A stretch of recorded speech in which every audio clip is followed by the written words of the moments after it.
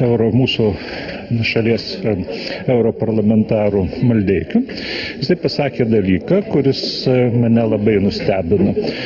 Jisai pasakė, kad Lietuvos vyriausybė niekada oficialiai nesikreipė į Europarlamentą dėl Ignalinos darbo atominės elektrinės darbo pratęsimo. Konkretus prašymas, matot, mes negalim teikti konkretaus prašymo. Tos ekstremalios sąlygos, kurios leistų dar pratęsti Ignalinos atominės elektrinės veikimo laiką. Bet dabartinė valdžia nusprendė nueiti kitų kelių, jie sutiko su to, kad turi būti uždaryta. Nors mano požiūriu, kaip tik dabartinė ekonominė krizė suteikia dar daugiau Lietuvai argumentų, nes mūsų sutartyje prieš stojant į Europos Sąjungą kaip tik yra, kad ekstremalių sąlygų atvejais Lietuva gali tikėtis kažkokių kitokių sprendimų, modifikuoti stablinį ir panašiai. Iškeliant tą problemą Europos Sąjungos kitų valstybių vadovo, mes prašysime jų rekomendacijų ir bendro reikalo sprendimo.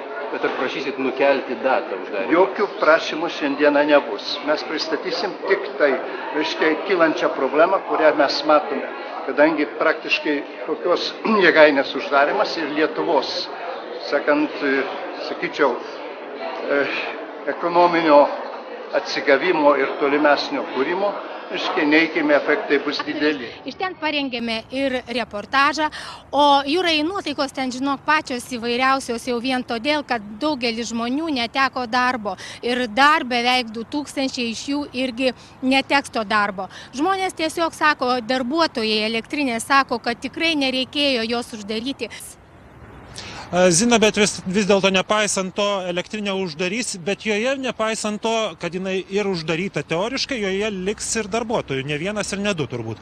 Taip, žinoma, elektrinė dar turės būti saugoma, prižiūrima 25 metus ir ją prižiūrės apie 2000 darbuotojų, kurie patikėk turės ką veikti. Gerokai atsiliekant su panaudoto radioaktyvaus kuro saugyklų statyba, Ignalinos atominės uždarimas gali dar labiau užsitęsti. 2014-2020 ES biudžeto projekte Ignalinos atominės uždarimui ketinama skirti tik trečdalį reikiamos sumos. Lietuvai reikia naujos atominės elektrinės. Tačiau labai svarbu, kokiomis sąlygomis ir kaip mes sugebėsime kažkokių neaiškių siaurų interesų. Ir todėl aš manau, kad sekant dabartinius įvykius, manau, kad tiek žmonėm stebintiems sulaukus įstatymų projektų ir sutarčių projektų tarp.